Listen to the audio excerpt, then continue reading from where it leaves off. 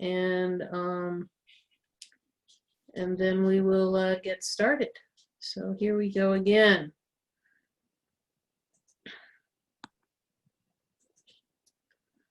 So welcome to the overview of the NYSEG Rate Case. I'm Irene Weiser. I'm the coordinator of Fossil Free Tompkins here in Tompkins County. I was a participant in the NYSEG Rate Case, and so I have a somewhat of a view of the various facets of the case. I thought I should start by just showing NYSEG's service territory. It's quite broad across the state, really extending, you know, from the Buffalo area all the way across central New York down to Westchester County and Brewster Division, up outside of Albany, and then all the way up in the Adirondacks up to and including Plattsburgh.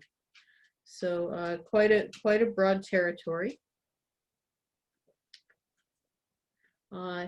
What we're going to be talking about today, we'll start off. The whole purpose of this teach-in is to give informations and our opinions, or my opinions, to help you prepare for the public hearing that takes place on Wednesday and Thursday of this week. So we'll start with the basics of what a rate case is, who the players were, and the standard of review.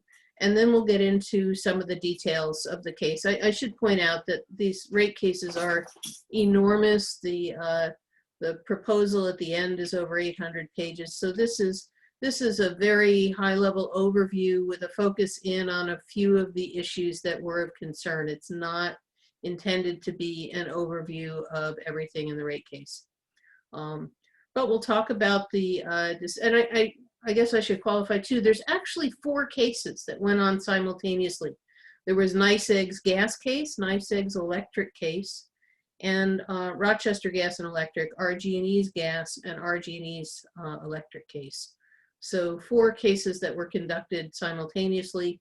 NYSEG and RG&E are both owned by the same company. Avangrid is the New York division, and Avangrid is in turn 85% owned by Iberdrola, which is in Spain. So anyhow, back to the overview that I'll be giving. We'll talk about the decisions in the gas case, which we think overall were pretty good. Yeah, so decisions or agreements that were reached in response to the COVID situation. And then we'll spend a good bit of time talking about our concerns in the electric case. We think that a 25% rate hike is certainly painful at any time, but particularly during COVID. Also that they're planning to reduce customer service and close some customer service centers, and that overall we think they're presenting the wrong priorities.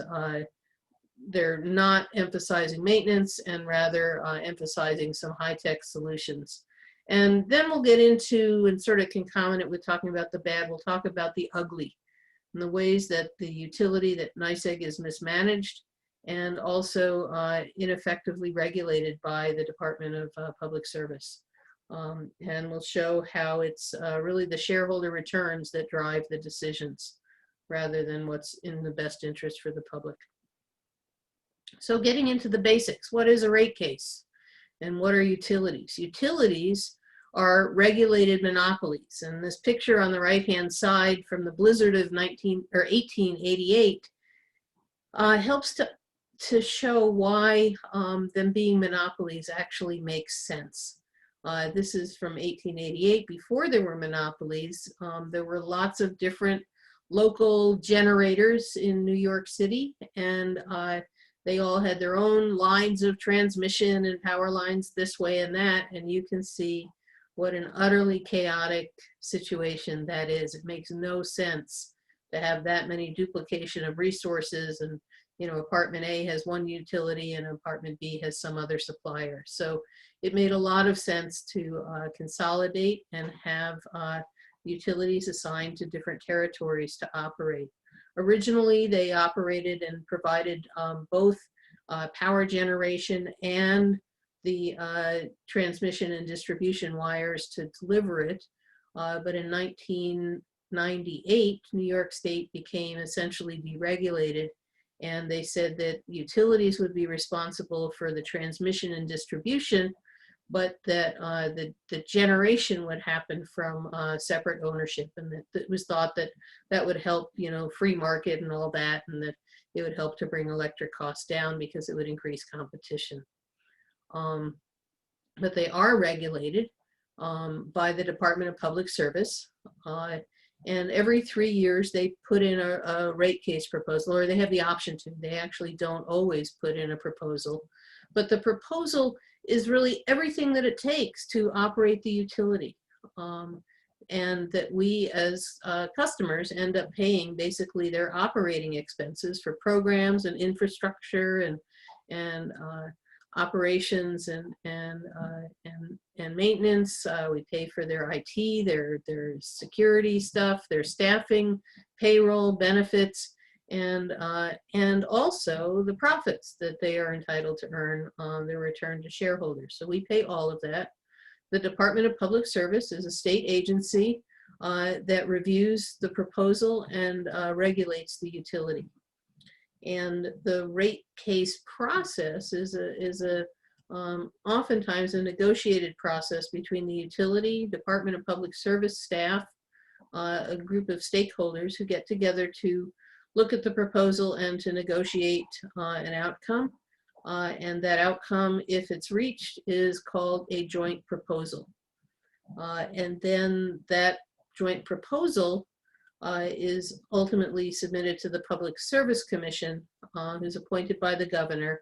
Right now there are 5 commissioners, and they would vote on the joint proposal. So the stakeholders that were involved in this case, we had environmental organizations and individuals, mostly fractivist oriented, several, so let's see, is my organization, Carol's organization, which is Ratepayer and Community Interveners. There was a Binghamton organization that Adam Flint heads up, Binghamton's Regional Sustainability, Agree from the Syracuse area. And then there were also some, and a small group from the Otsego area called, what was it, Carol? Citizens for Oneonta, Concerned Citizens of Oneonta. Concerned Citizens, yeah. Then we have some other public interest groups that were involved. AARP is involved and usually involved in rate cases. They're quite knowledgeable. They're looking out for the interests of senior citizens who are on fixed income. And the Public Utility Law Project is a nonprofit that looks out for the interests of low and moderate income households. Westchester County had an attorney representing them. That was the only municipality that participated in the process in an active way. There were industry groups and large commercial groups, trade associations and unions. There were special interest businesses, including ChargePoint for electric vehicle charging stations, and then several state agencies, including the New York Power Authority, Empire State Development, which is involved for the economic development concerns of the state. And the Department of State has a division called the Utility Intervention Unit. The Utility Intervention Unit is assigned, and their mission is to protect consumer interests in utility cases. So, so those were the stakeholders. The standard of review of a rate case asks, overall, does it serve the public interest? Does it provide a safe and reliable system? Are the rates just and reasonable? Does it align with the state's environmental and social policies? Is it fair to the company's shareholders? And does it represent a compromise between adversaries? The process is a fairly prolonged one. Started for us in May of 2019 when the utility filed the rate cases. As I said, there were actually 4 separate ones. And those of us who were interested joined as parties. We actually were successful at something that doesn't usually happen, but our intervention as parties and some grassroots pressure helped to have an early public hearing so that people could see what was initially filed by the company and raise their voice about the concerns that they had, both of the proposal and the general concerns that they had in their communities. And this actually helped to inform the rate case and how it proceeded in some respects. Certainly, the input was helpful for us as advocates who were more involved in the case. It gave us, you know, the undergirding to be able to say, this is what the public wants, and really hat tip to Carol for the work that she did in indexing the thousands of comments that were put in. It was really very helpful. So it's, as I said, it's a fairly long process. We give testimony, and so we are able to ask questions that we write in written format, and the company was required to reply to us within 5 days. So all kinds of questions that we could ask about what was proposed. And then at some point, having received a bunch of answers, and in this case it was in September, they said that, okay, it's time for parties to file their testimony and counter proposals. And in particular, we did, Fossil Free Tompkins did, and some other parties did, but most notably the Department of Public Service does that. And so it's kind of, the Department of Public Service at this point has combed through all of the proposals by the utility and has asked a zillion questions, and really sets the negotiation off by, you know, after having written their testimony saying, well, you know, we think they've over asked on this, and we think that this really isn't well justified. And so that sort of triggers the negotiations, which are confidential.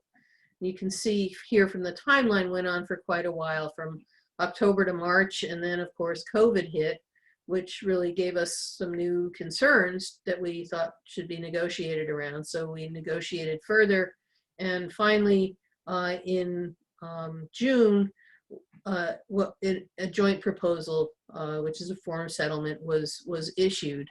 And the parties in the case could indicate their support, their opposition, or remain neutral. And what we found with the gas case is that there was support from all the environmental organizations and other parties. Some of them supported and some of them stayed neutral. On the electric case, it was quite different though. There was hardly any support for the electric case from the public interest groups. You know, none of the nonprofits or environmental groups, save one, supported the electric. So we'll get into more details on that. We've already had the evidentiary hearing, which was our chance to present evidence to the judge. And now, coming up later this week, is an opportunity for the public to weigh in. And it's really the only chance for the judge to hear directly from the public. There's also a way you can file written comments. Those get summarized by staff and, you know, and just condensed and told to the judge. So really, this is a major opportunity to have the judge hear directly from the public. So we really hope that we can prepare you well and that you'll feel confident to go give comments. And then following this, we expect at the October meeting of the Public Service Commission that they'll render a decision. And they may accept the whole JP. They can reject it in whole or in part, and or they can revise it themselves or make an order that go back and negotiate more to revise it yourselves. So we'll see where it goes. An overview of the rate increases that have been proposed. I presume you probably saw from the email that we sent around that, that there's a total of a 25% rate increase that will happen starting November. You know, if it gets approved in October, starting November 1, the rates will go up by, for the average household, about $2.50 a month. And then added to that, the following May of 2021, it'll go up another $4.13. So that's whatever, $6.62, I guess. And then by May of 2022, so really not that long from now, 18 months from now, the bill impact will be for an average household $12.16 more a month for the delivery charges, which we think is particularly significant increase, especially during COVID. I mean, it's not trivial at any time, $140 increase over the course of a year. The other thing to notice about these rate increases, and you can see the gas increase is much more modest. The other thing just that I want to point out is that typically the utilities would have each year at approximately the same. So 25 divided by 3, and each year would be roughly the same percentage increase. But this year, because of COVID, what they did is they made the increase less the first year and a bit more starting in May of 2021 and again in May of 2022. The other interesting piece about the proposal, and this is in every rate case, is something called return on equity. And this is the money that the company earns, that the utility earns, based on the amount of infrastructure that they invest in and build projects on involving infrastructure. They get a return on the cost of it, and this is a negotiated number, and it ended up getting negotiated to 8.8%. To give you, and this money becomes the money that gets sent as dividends to the shareholders. So one of the sets of questions we were able to ask was, what were their dividends over the past 10 years? What we learned is that NYSEG has given back $815 million to their parent company in the past 10 years, and Rochester Gas and Electric and under $365 million. So all told, over $1 billion over 10 years has gone back to the parent companies that we have paid for out of our rates. So let's get into the some of the details of the different cases. Pretty good was the gas case. And as I mentioned, there was no opposition from stakeholders for the gas case, and that all the environmental groups supported it. We actually thought that there was reasonably good progress here. The reason we didn't give it a totally good or a totally great rating is because you'll see in the next bullet that they agreed to aim for net zero growth. So not actually accomplish it, but aim for it in their gas. And they agreed to offset the growth of gas with energy efficiency and heat pumps. So that's at least what they say they're going to try to do. They also agreed that before they put any pipes in the ground, that they would evaluate for what we've been calling non-pipe alternatives, which are energy efficiency and heat pumps and other methods of not, using gas to provide enough supply to the system. And when we say supply, not necessarily gas, but to address the thermal demands. They also agreed to cancel a very large pipeline, the De Ruyter pipeline. They agreed to stop having incentives for converting oil furnaces to gas furnaces, and they agreed to stop marketing gas products on their website and marketing materials. In addition, they agreed to provide $750,000 in subsidies or incentives for low-income residents to get heat pumps, and $3 million, and I don't remember, up to X amount of incentive for a commercial operation to install heat pumps or other things that would make them more efficient in their gas use. So the overall opinion that we had in this, and I just kind of want to point out that when you see stuff in yellow, that's intended to be opinions, and the white is intended to be the factual stuff. So our recommendation and opinion is to support this proposal. We think that it's in the public interest, that it shows solid progress in moving off of gas, and that they need to keep going in this direction. To the concern that some people have expressed, that we want them to keep the gas agreement, but reject or revise the electric case. In other words, we don't want them to throw out the entire JP.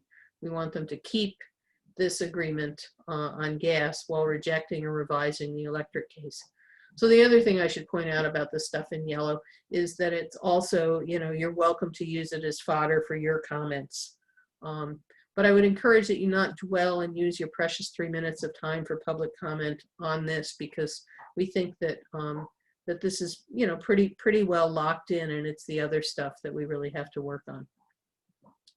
So in terms of reviewing the gas case, in terms of the standard of review, it really checks all the boxes. It's safe, reliable, the rates are reasonable, it certainly aligns with the environmental concerns. There are actually ways that the shareholders will make a good return even without putting pipelines in, and it certainly represents a compromise between the adversaries. So let's move on to the COVID response, which we thought was, you know, it was okay, but it could be better. Here are the adjustments, some of the adjustments that were made after COVID hit. Is the company agreed to stop disconnecting people, charging late fees, or disconnection or reconnection fees for people who couldn't pay. And they were offering a more flexible deferred payment plan. And this is actually kind of a nice thing. They also offered up $16.5 million to be used for residential customer bill credits up to $100 per household. And in the small business arena, they put up $3 million for up to $200 in a bill credit for businesses that were hurting. They also said that they would keep customer service centers open that were slated to close. So they would keep them open till June of 2021. And as we already talked about, they are agreed to, you know, drop their rate increase in year 1, and that led to higher increases in year 2 and 3. The other thing I want to point out is what they did with this 16 million and 3 million is that they said that they would defer those costs. We'll have to pay them back in the next rate case. So it's not going to be on any particular low-income person to do that, but collectively that will be incorporated into our rates next time around. They have proposed closing the following offices, and if these office closures will in any way impact you, I encourage you to speak out about that. So they're closing Lancaster and Hornell and Liberty, and they'll be reducing the hours in Auburn, Oneonta, and Ithaca. So when looking at the COVID adjustments, I looked back to see what happened in 2009 when we had the recession. The Public Service Commission at that point launched an austerity proceeding that all the utilities participated in. And the commission said that, it might be reasonable to have certain expenditures during good economic times, but those are not necessarily reasonable when times are hard. When consumers are experiencing extraordinarily harsh economic realities, a certain measure of frugality is properly expected from the utilities, and a reprioritizing of expenditures may be needed. So that's what they said in 2009. And so I went to see, well, what did NYSEG do back in 2009? And in contrast to what they were proposing to do now in this proceeding. And I see that back then they agreed not to give any dividends to their parent company. They were going to do intercompany borrowing as opposed to issuing debt. They were reducing and deferring capital expenditures, delaying payments to vendors, and tax deferring, using tax deferral strategies. They put on salary and hiring freezes and offered early retirement. They reduced employees' overtime and travel. They reduced their contributions to charities and sponsorships, reduced their memberships associations and conference attendance. Well, nobody's doing that these days except for Zoom. Cut back on advertising, printing, postage, and they even looked to figure out how they could reduce energy use within their own company. So that's what they did back in 2009. And when you compare that to what they did this year, what they've proposed to do, we think, yeah, okay, it's nice what you're doing, but it could be more. And so our thoughts, and these, again, feel free to use these thoughts in your comments, is that these adjustments are good, but not enough. That they should be keeping the service centers open, period. And I found it particularly curious, here they have these service centers and they say, oh, well, we realize that it'll be a hardship for people during COVID to have these centers closed, so we'll wait a year. Well, how crazy is that? Because if it's a hardship, it's a hardship. And it's not, dependent on COVID. this is a company that's supposed to be here to provide public service, not to close up, service centers because it hurts their bottom line. So our argument is that they should just be keeping these customer service centers open, period. The rate increases, similarly, by raising them by May of 2021, just doesn't really make sense. It assumes that things are going to be okay by then, and we can, slam you with a higher rate increase. It's really just not the reality of the economic devastation that people are living with right now. We also thought that instead of deferred costs, that Iberdrola should be giving back. We paid over $1 billion in dividends over the past 10 years, and that they could help us now. They could, these 16 million and 3 million wouldn't hurt them to give that back to help us through this hard time. We've certainly helped line their pockets when times were flush. And we also would like to see them freeze management salaries and benefits and not provide bonuses and incentives, which frankly add up to, many millions of dollars. So that's where we are with the COVID adjustments. Now let's get into the electric case, which we consider both bad and ugly. None of the public interest groups, well, actually one very small, the Oneonta group, environmental group, did support the electric case, but other than them, none of the groups supported the electric case, and in fact they actively opposed it, which I think is unusual and says a lot. The comments, most everybody agreed that the 25% rate increase was too high anytime, but especially during COVID. And there were also concerns that the electric case set the wrong spending priorities, that they didn't provide enough support for system maintenance, like tree trimming and substation repairs and other grid resilience projects, and instead supported this high-tech smart meter program that was implemented here in Tompkins County as a pilot project. And it was the meters worked, but all of the customer engagement that was supposed to happen was a big fail. So we think that the benefits of the system, at least in terms of those kind of activities, were not proven. The other aspects of the benefits that they derive are from saving the cost of 200 jobs, which we just think is unconscionable during this COVID time to lose 200 good paying jobs. But the shareholders certainly have a nice take home pay in return on equity from a $500 million project. So we'll get into a little bit more detail on these topics now. And the first one to discuss is vegetation management. NYSEG customers are, almost every year now that there's been big storms, NYSEG has, customers have really been slammed hard, and hundreds and hundreds of thousands of customers have been without power for days on end as a result of these storms. And, it causes a lot of hardship to go without power for days on end.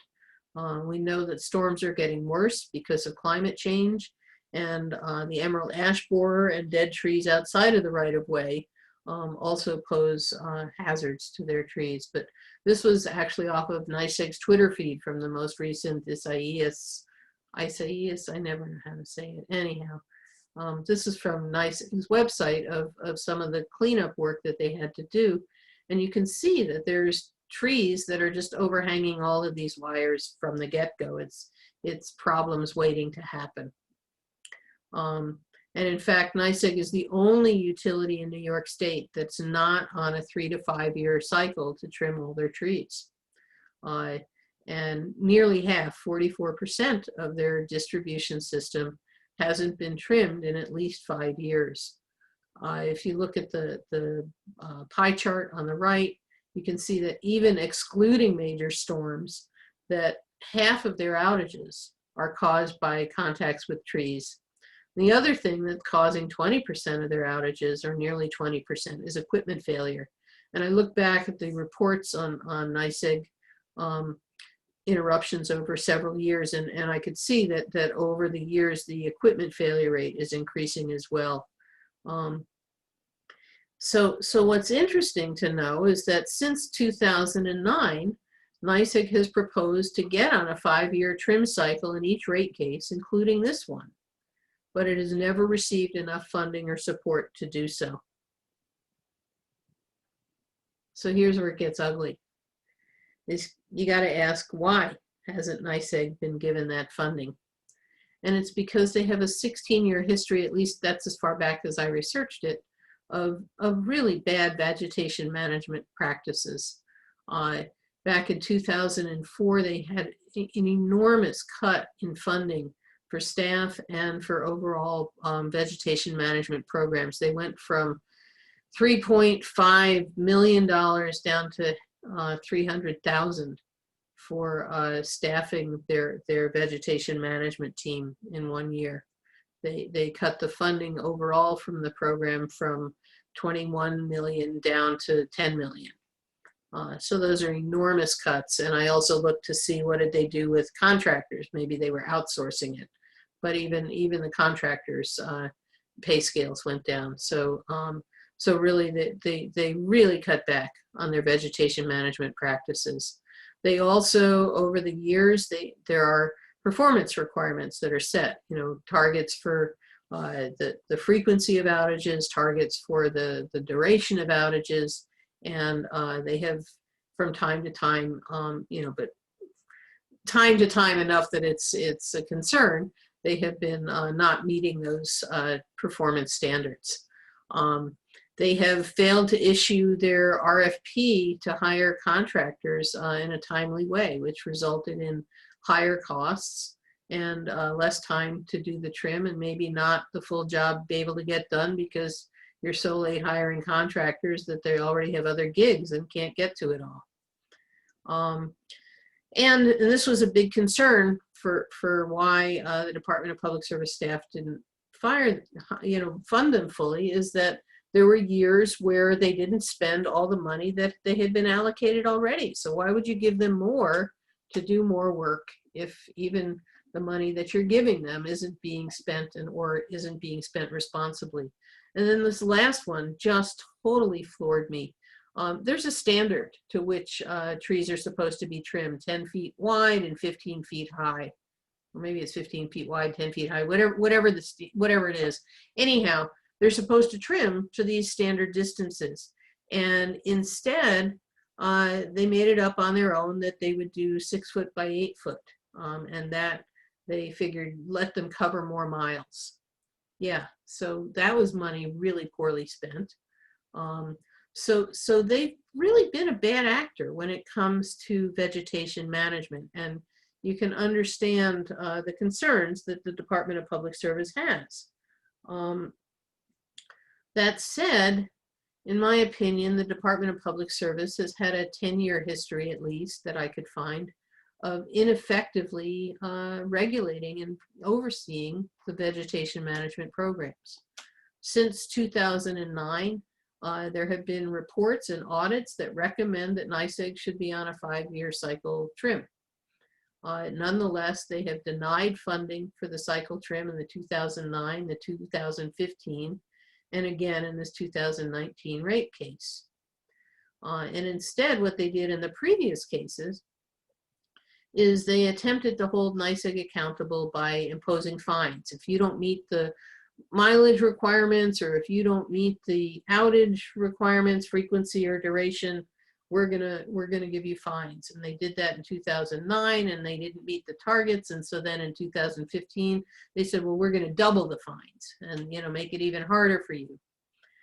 And here's the thing about fines is, number one, clearly it wasn't enough to deter the company from their bad actions.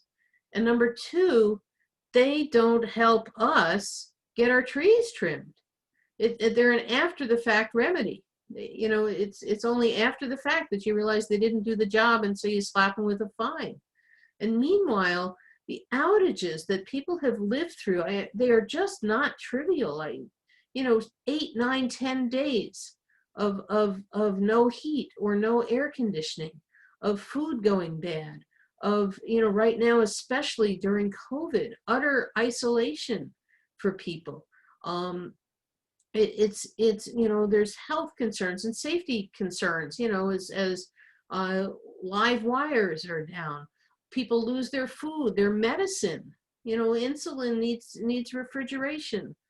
Product losses. We've had company here in Tompkins County that's talked about, they're a high-tech company, and when the power goes out, even for just a few minutes, that whole entire product run that they were doing, thousands and thousands of dollars lost in a 2-minute outage because, you just can't use chips that the power went out in the middle of you making them. And there have been very costly equipment damages when the power comes back on in a surge, and it blows out air conditioning units, it blows out all kinds of equipment. So these outages that we endure are really, really not trivial. And it's quite disturbing to see the ways in which the company has not taken the responsibility seriously, both in the way they've treated our money and in the lack of maintenance that they've provided. So let's look at what's happening in this rate case. There are some improvements here. So they're getting the $30 million a year for their ongoing vegetation management. In addition, they're being given $7 million a year to start doing reclamation of the circuits that haven't been trimmed in 5 years. And they're getting another $10 million, so a total of $27 million in new money per year to start trimming the danger trees and the ash trees that are outside of the right-of-way. And here's something that I totally applaud, and it pisses me off at the same time that we have to hire an independent consultant to watchdog them, to watchdog their performance. I mean, how ridiculous is that this company can't be trusted on their own to do the job and do it right, and that a watchdog needs to be hired. On the other hand, I'm glad at least that it's being done after 10 years of knowing that things weren't being done right, and all you did was give them fines. But here's where it gets weird in the other direction, is they decided, and I actually understand this, they decided not to set mileage targets because they don't want to see the company hurry up and cut corners to meet the mileage targets, or to choose the circuits that are easiest to get done so that they can meet the targets rather than the circuits that most need it. So I can I can go along with that idea potentially. But also what's happened is that the agreement says that there's not penalties this time. So really we now have a watchdog who has no teeth. The watchdog can come back and report that such and such bad is happening, and as far as I can tell, there's no particular penalties. And there's also, other than the standards that the independent consultant knows about, there's no particular standards that the utility is supposed to meet. So I find this, on the one hand, good news to get the independent consultant watchdog, and on the other hand, there needs to be more regulation happening, in my opinion. And then maybe most troubling of all is that even with this bit of funding, there's no date by which anybody knows when all the circuits will be on a 5-year cycle. So here's our thoughts about that this is just, at this point, this is crazy. It's unacceptable, and we deserve better than that. We need to get all of our circuits on a 5-year trim within this case. Quit dragging this on and on and on. Further, we've paid for the impacts of the outages for years. And at this point, NYSEG should be paying the reclamation costs for all the catch-up work that they haven't done over the years. And they should be paying for the watchdog, for God's sake, not us. And, as you could tell, I also have questions of how NYSEG will be held accountable. That we have the watchdog with no teeth, and there need to be targets and fines as well.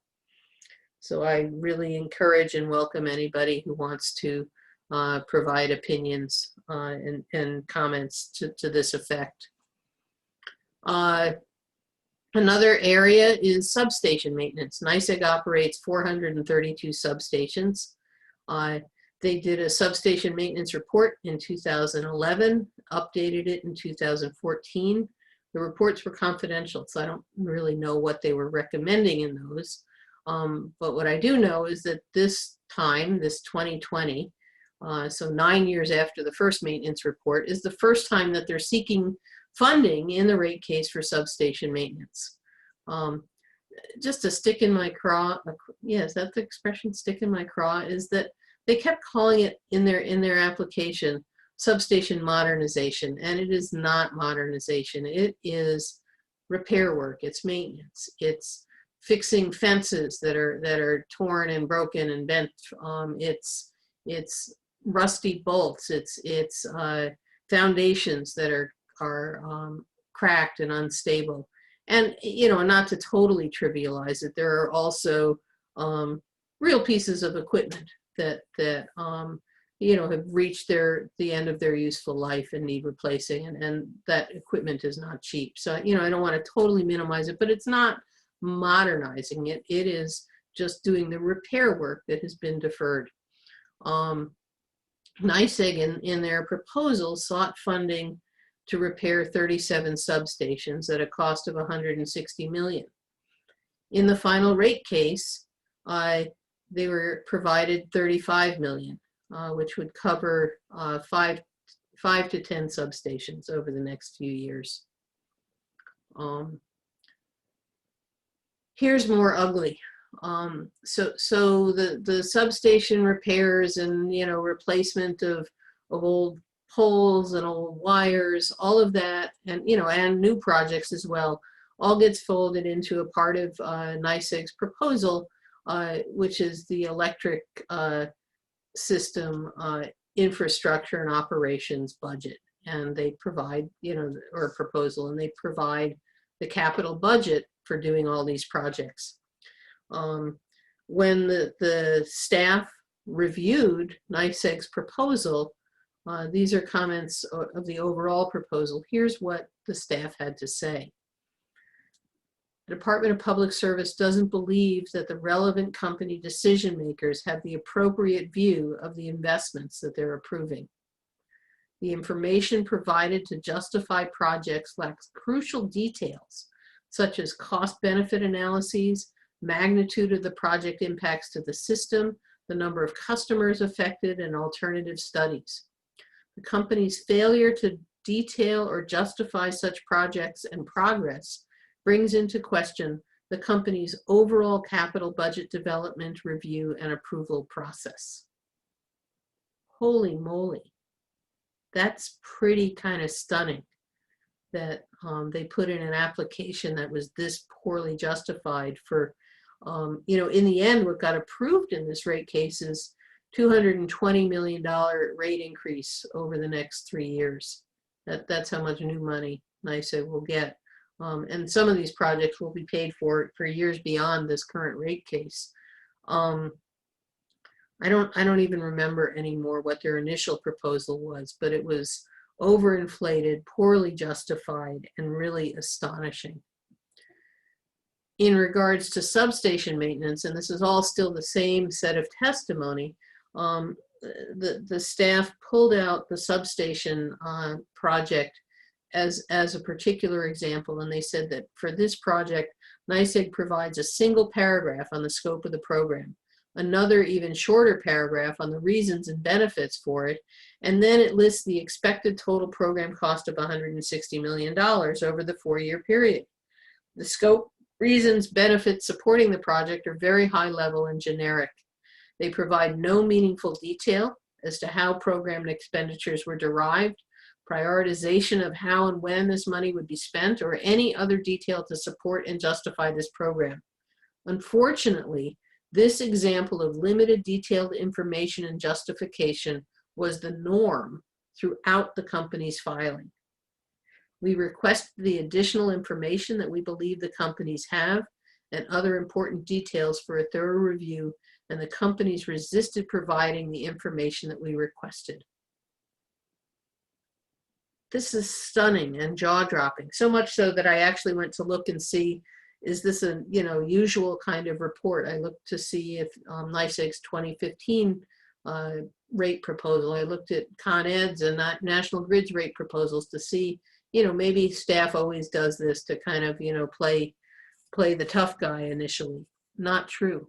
This really stood out as being as striking and as jaw-dropping, and really, as a customer, as a ratepayer, I find this enormously disturbing that there's this little respect for our money, and that they think that they can just wing it and write some kind of crazy proposal without justification and not even provide the information when the staff repeatedly ask for details.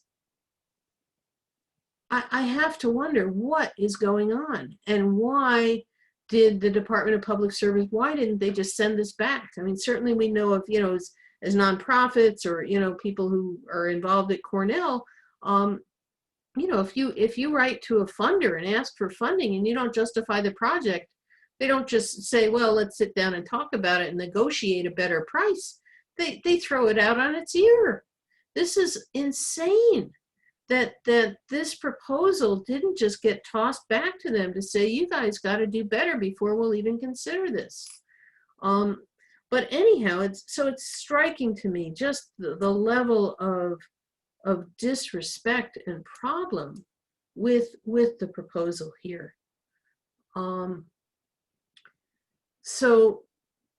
initially, staff actually recommended no money at all for the substation maintenance. Through the negotiation process, there was, as you saw, some money provided towards that, about $10 million a year. But overall, this deferred maintenance is not in the public interest, whether it's with vegetation or whether it's with substations or whether it's with old wires and old poles. This is a crazy, crazy situation. And we need to make sure that they prioritize grid repair and basic maintenance. We wonder, how much has their delay increased the cost to us as ratepayers? If you have something that's just starting to crack, maybe you can seal it and take care of it for a few more years, as opposed to, I don't know. I'm certainly no expert in building or maintaining substations, but you just got to wonder what kind of delay, how these delays have impacted our costs. And I also wonder, how did the Department of Public Service allow these kind of delays to happen over and over again? And how do these delays impact the reliability of our system? And ultimately, we know that we need a really strong, robust grid to deal with renewables. And, it's just not clear whether a grid that has so much maintenance waiting is in the kind of condition we need it to be in. So I find it really troubling. So now we move on to the smart meter program. Smart meters are, first of all, I want to say right up front, I'm not opposed to smart meters. I think that they are an important piece of infrastructure, particularly as we move forward to a renewable energy kind of grid. In a most basic level of description of smart meters, they provide real-time energy use data, and they feed it back through a communications network to the company, so the company can see on a house-by-house basis, on a moment-to-moment basis, how much energy is being used, or how much energy is being transmitted and pushed through their grid. And at a really micro level. Right now, they know that information to the substation, but once it gets to the substation and then disperses to the distribution circuits, it's really a black box to them. And it makes it challenging to have good efficiency of the grid.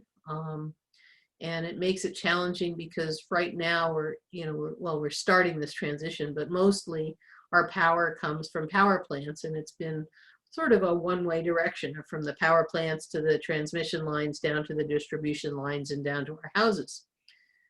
With renewables, we now have two-way streets for energy. We have houses that have solar on their rooftop, and maybe nobody's home during the day, but it's a sunny day and it's making lots of energy. So it's feeding it back into the grid. Soon we'll have people with, electric vehicles or whatever that have the ability to both to draw power from the grid, but also potentially one day, not now, but soon, hopefully, to put that power back into the grid. Or you have solar, a solar, community solar over in a farm field nearby. But then the clouds come in and all of a sudden the energy use has dropped. So having this micro level of detail of what's happening in the grid is really important. So I think, in the big picture, smart meters are an important piece. But what we had here in Tompkins County, and the company claims, and we'll look at the cost benefits a little bit, the company claims that over the 20-year lifespan of the meters, that the cost of doing the whole project is, that there are benefits that outweigh the costs.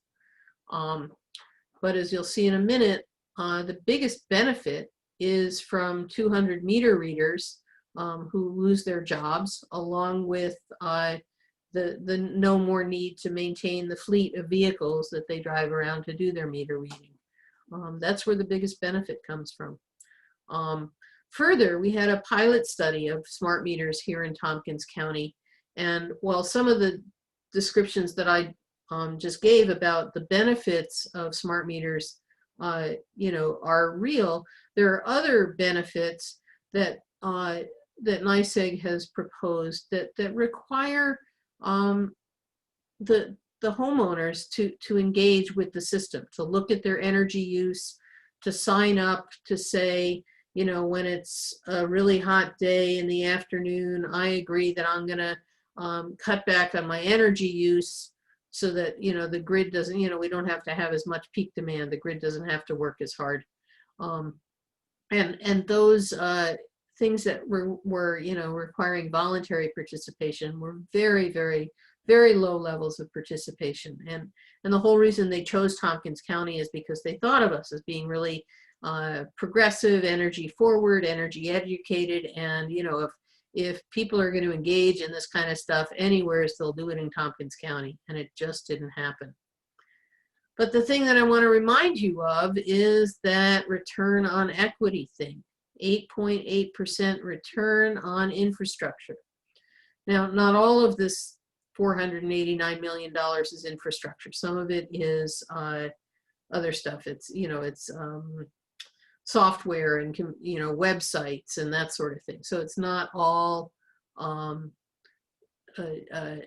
infrastructure. But there's enough of it. They have to put in a telecommunications network across 20,000 square miles to carry the signal back to their company home base. They're putting in smart meters for both electric and gas. And I don't know if you remember the numbers from way back earlier, but they have in the electric customers, they've got almost 900,000 electric customers, and I forget, was it 400, 600,000, something like that, gas customers. So that's a lot of meters to install, a lot of telecommunications network that they plan to put in. To be fair too, some of the costs for this are going to be in this rate case, and some of them are deferred to the next rate case. So we don't have the whole half billion dollar hit in this one case. And also I should point out that this $500 million is divided between NYSEG and, it's a project that involves both NYSEG and RG&E. So these costs would be borne by, both the territories, not just the one. So anyhow, here's an overview of the costs versus the benefits. And I don't want to go into a lot of detail here, but on the left are the costs. And it's for the hardware and for the software and the operation of it, blah, blah, blah. This is what they expect the costs will be. Here's what they expect the benefits will be. So you can see that, overall they say the benefits outweigh the costs. Well, the benefits, most of them come from this area, operational, which again, that's the 200 meter readers. And that's where most of the benefits come from.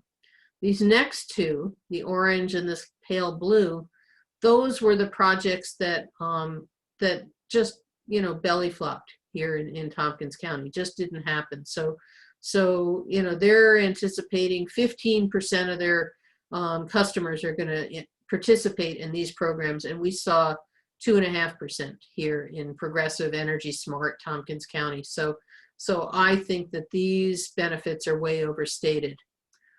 This benefit is the one that I talked about a little bit, of knowing where the energy is in your grid at a more micro level helps you to manage the efficiency of your grid better. And this is real, and it's important, and it's exciting, and I support it. This last one is AMI is their language, Advanced Metering Infrastructure. It's their language for smart meters. And OMS stands for Outage Management System. And so what they're saying is the smart meters will help them know where the power has gone out. Well, great. That's fine. How about you trim your trees first?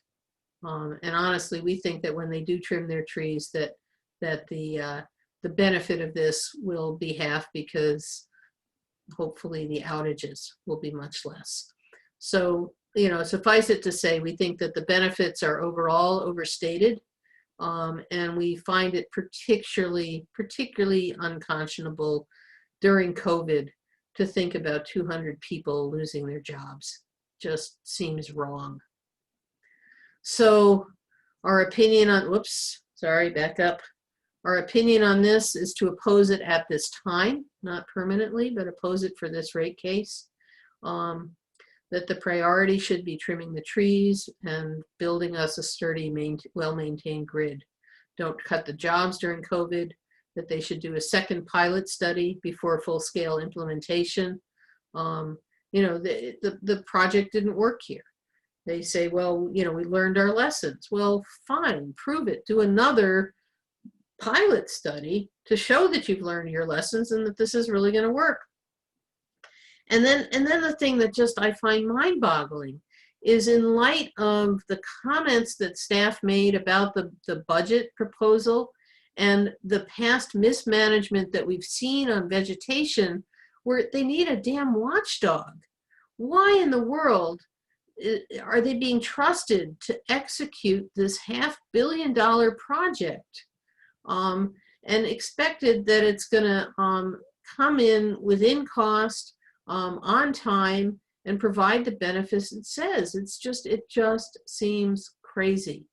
And it also seems crazy to expect the company to do all of this stuff at once when they haven't even been able, it's like asking them to walk and chew gum. They haven't even been able to walk. They haven't been able to just even maintain the basics.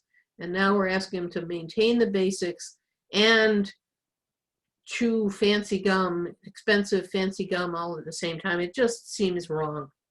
So that's kind of our opinion there. The last piece, I was alerted to this by Sierra Club, got in touch with me the other day. And this is something that I had seen initially in the proposal and asked a few questions about, and then I guess got, so deep in the weeds on other stuff that I kind of forgot about it.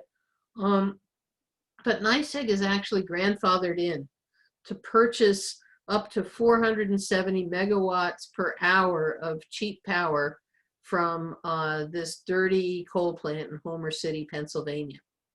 And NYSEG buys this power cheap and imports it through their, they have a substation that allows them to bring it into New York State, where they can sell it at lower cost than some of the, NYSEG always has to buy electricity from somewhere to deliver it to us.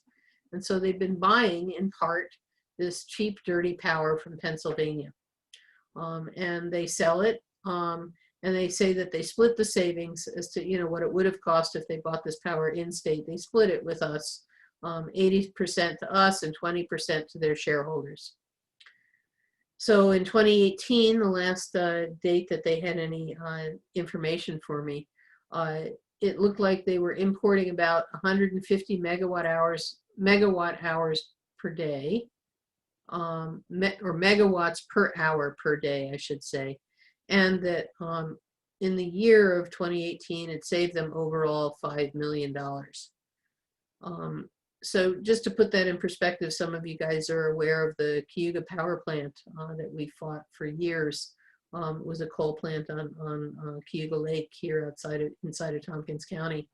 That was a 300 megawatt power plant. So this is kind of like running half of that power plant every day. So it's, you know, it's not a trivial amount of pollution that's being put into the air that NYSEG is buying it from. And, you know, everybody at this point can come up with their own opinions on this, but really, coal, at this point, this day and age, when we are trying to go to renewables and be the state that leads the country in clean energy, and NYSEG is so far back in the Stone Ages that they're still using coal, come on. So that's my opinion there. So back to the standard of review for the electric case. We have to ask these questions.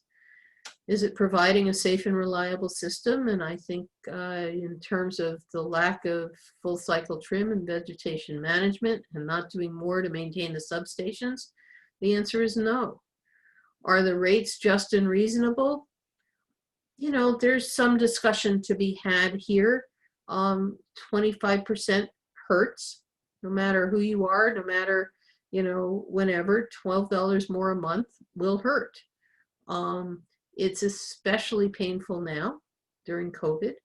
So arguably it's not just or reasonable, especially at this time. On the other hand, NYSEG does have and will still have the lowest electric delivery rates in the state. So, you know, maybe it's a matter of priorities, but I think still with COVID, in my estimation, it's not just and reasonable right now to raise the rates that much.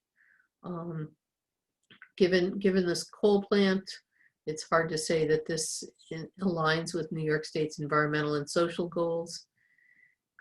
I think it's overly generous to the shareholders. I mean, who among us, you know, has any investments that earn 8.8% return? I mean, that's just crazy. So I think that, you know, one of the things that we should certainly be looking for and arguing for is that the return on equity should be lower. And the last, does it represent a compromise between adversaries? It clearly does not, in that the adversaries who are representing the public interest across the board opposed this rate increase in this rate case. So I want to remind you, at this point, it's actually too late to register for the public statement hearing. I hope that you did already register. The deadline was 5 o'clock today. I don't know what would happen if you still tried to join the public hearing on Wednesday without having registered. You know, if you haven't registered and you think it's worth your time, go ahead and do that. And on Thursday, they're having special hearings in regards to the office closures that they've proposed. Again, if you signed up for Thursday because that's what worked for your schedule, go for it, and just tell the judge when you're on the phone that, you know, this is the only time you had available. So that's what I got. I'm going to stop sharing the screen now, and it looks like Robert, this was for you, buddy. So let us know if you have any questions. Okay, thank you, Irene. That was a lot of information. It is a lot of information, and you know, it was it's well over a year's worth of very intensive work. But I hope it gives you a little bit more of a picture of what a rate case really entails and some ideas for the kind of comments you might want to make. Mm-hmm. Now, do they accept like written comments? Yeah, they do, and I'll send a link out for that. I wanted to prepare people for the public comments first, okay. because you know, as I said at the beginning of this, that it's our only chance to be heard directly by the judge, and so we think that that's the most important if it can be done. And after the public hearings, we'll certainly encourage people. We'll send around a link for how people can put comments into the docket that will be reviewed and summarized and added to the picture. So Okay. so we will Yeah. be doing that. Yeah, unfortunately, I didn't know about that deadline today, so I haven't signed up for the to speak at any of the hearings. So, Yeah. Okay. but I'll You know what? I would encourage you to try to get in on Wednesday or Thursday if you can and see what happens. okay. You know what? I have just tried on my other browser, my other machine, to register, and it would let me. Okay. You could go right now, I think, and still register. Okay. Okay, I'll give So- it a try. Okay. And Robert, I think I sent you the email that described all of the ways to register. So take a look at the email that I sent you when you signed up to do this, and there will be information also about how to register. Okay. Let me say for the record, I didn't re-register as another person on another browser, but you know, it Yeah. looks like you can still get in. Okay. Okay. Great. Thanks, Carol. Right. Any other questions, Robert? Any content questions or other thoughts? Just yeah, you said that the goal is to keep zero growth in gas, but actually we would really rather them reduce it. Absolutely. Absolutely. We're with you. And again, that's why we called it pretty good and not great. Yeah. Should we push to have some of the rate increase shifted from the electric to the gas, or?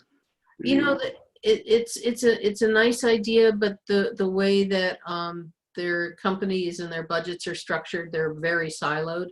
And I don't think we could do that. Okay.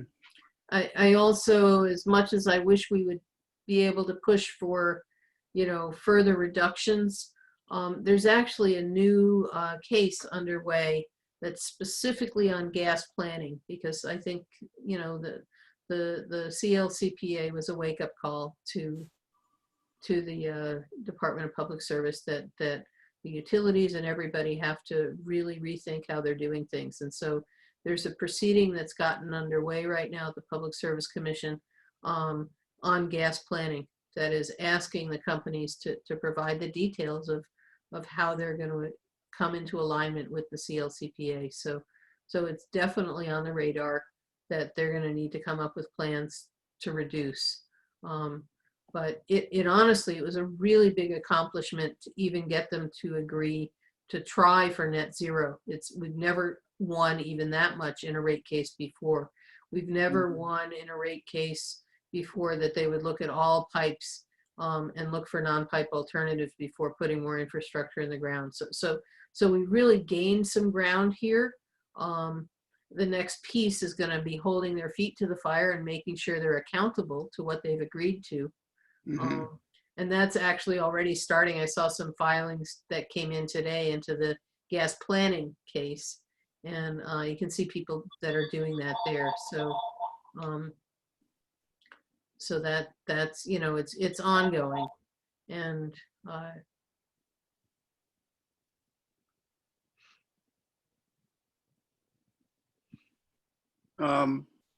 you noted that they're seem to reduce the vegetation management in 2004. Was that when they kind of split up the business from production and distribution? It was so it was the company was taken over in, I forget if it was 98 or 99 that that NYSEG and RG&E were taken over by a company called Eastern Energy. So until 1998, NYSEG and RG&E ran both the generation, the power plants, along with the distribution system.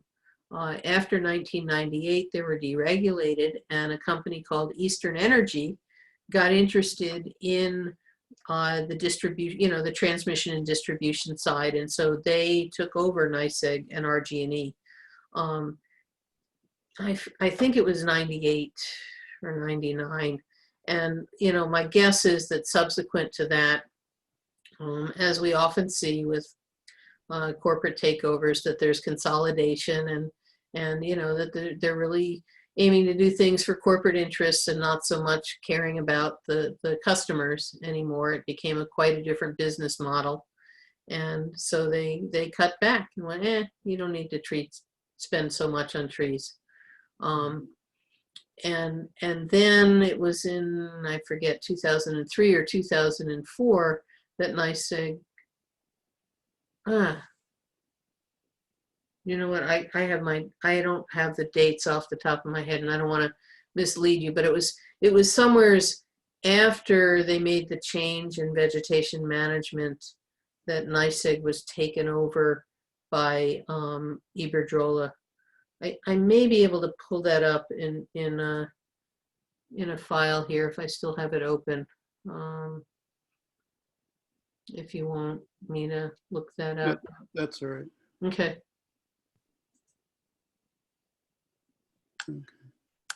I really appreciate all the valuable information. If I have any questions or anything, I can reach out at the email that.